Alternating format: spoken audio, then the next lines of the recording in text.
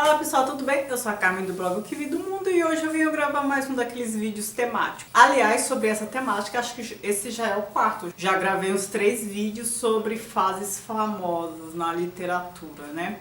E o que eu considero nesses vídeos? Frases que são bem conhecidas, às vezes a gente não sabe nem qual é a origem, de onde vem. E o que ela significa na obra e às vezes, em muitos casos, fora da obra. E às vezes a frase ou o pensamento nem está na obra, hein? Como é o caso de O Príncipe de Maquiavel. No Príncipe não consta lá os fins justificam os meios, mas é toda uma concepção de Maquiavel que a partir daquela obra a gente deduz isso, né? O mesmo acontece com Se Deus Não Existe, Tudo é Permitido, dos irmãos Karamazov. Não tem isso expresso lá dessa forma. Mas tem a ideia, né? Tudo é permitido, não há Deus, né? Assim, uma frase não vem em seguida da outra formando esse pensamento, mas são ideias dispersas na obra. Desse contexto a gente deduz, né, esse pensamento. E algumas frases, elas são tão impactantes que às vezes elas se tornam maiores que as obras. Como eu já demonstrei em alguns vídeos passados, aí uns 3 vídeos que eu já fiz sobre esse tema.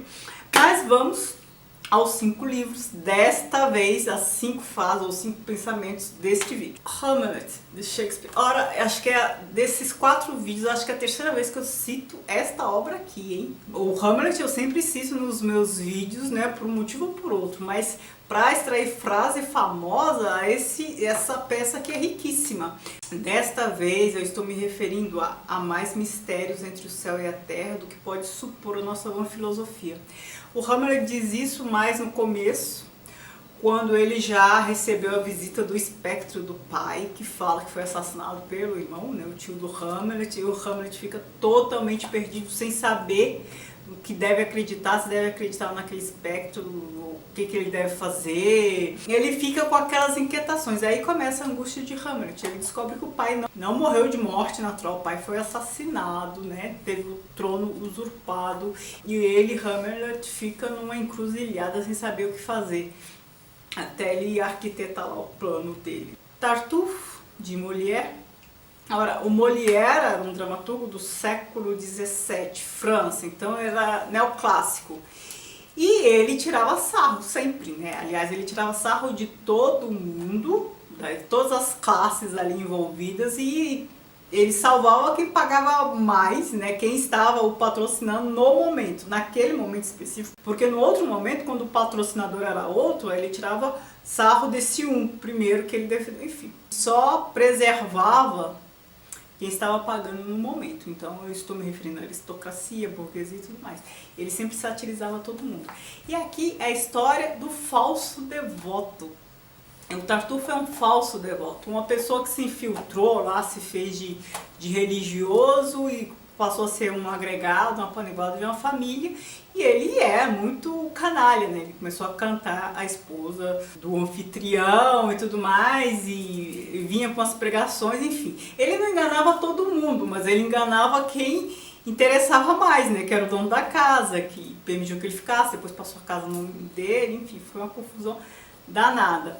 A frase famosa é: pecado em silêncio não é pecado. Ou seja, se ninguém ficar sabendo, tudo bem. Essa frase ficou bem famosa na época, e esta obra aqui eu já citei em um dos vídeos sobre obras que foram censuradas, proibidas. Por quê?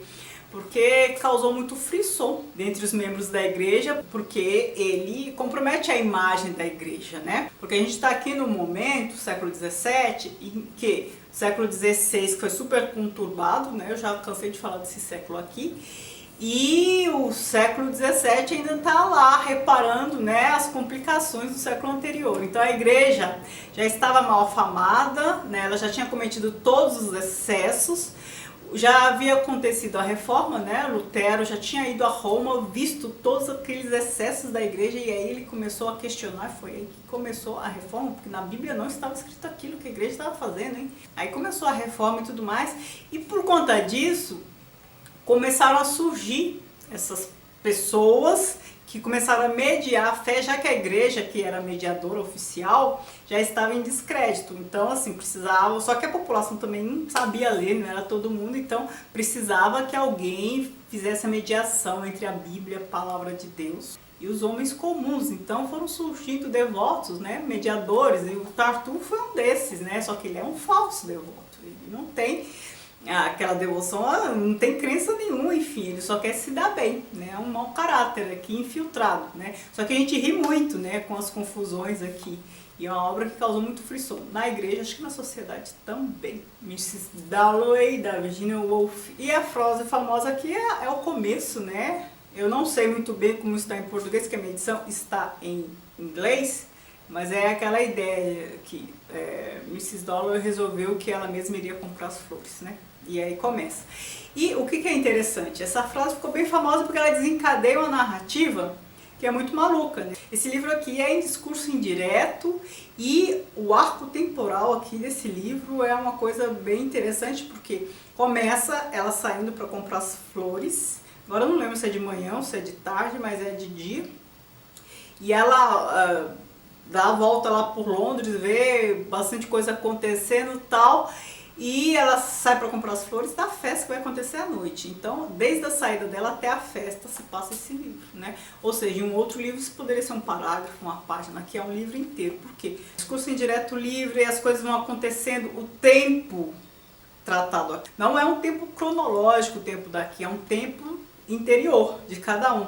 Tanto é que a gente, com o discurso indireto livre, a gente tem acesso ao pensamento de um, depois vai para outro, vai para a cabeça de outro, né?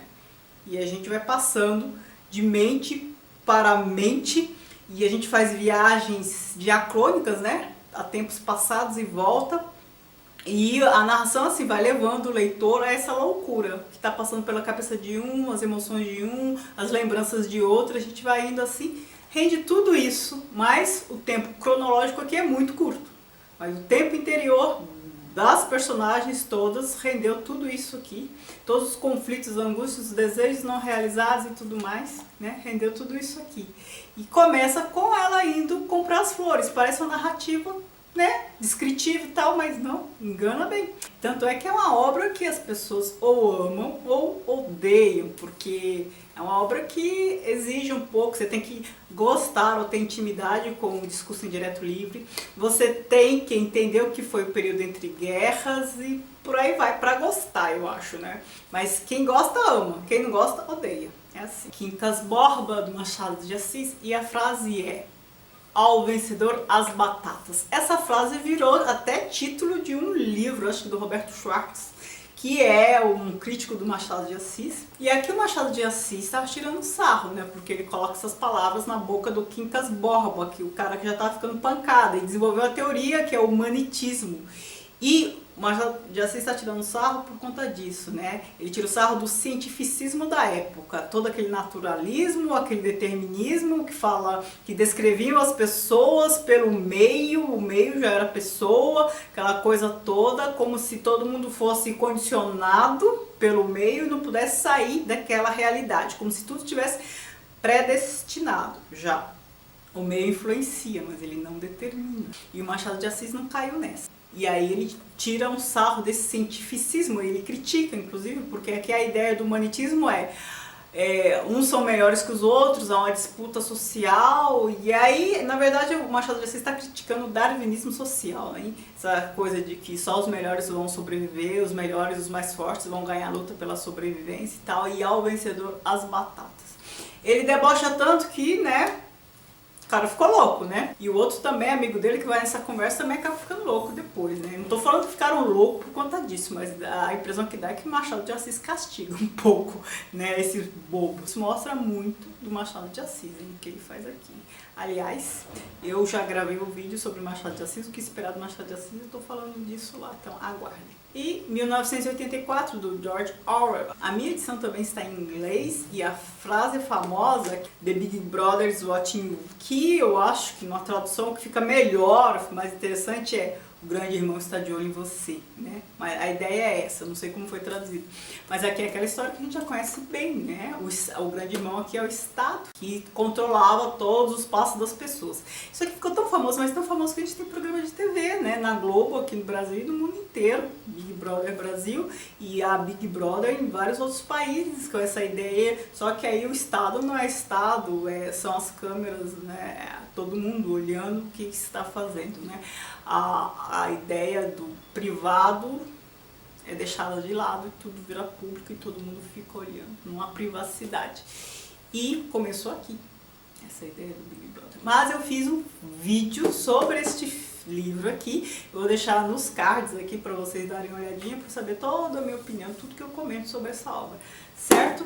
Então, essas são as 5 obras, né, com frases interessantes, pensamentos interessantes desta vez. Se vocês conhecerem, se lembrarem de alguma outra, por favor, deixa aqui nos comentários, alguma que eu não tenha falado ainda nos outros vídeos.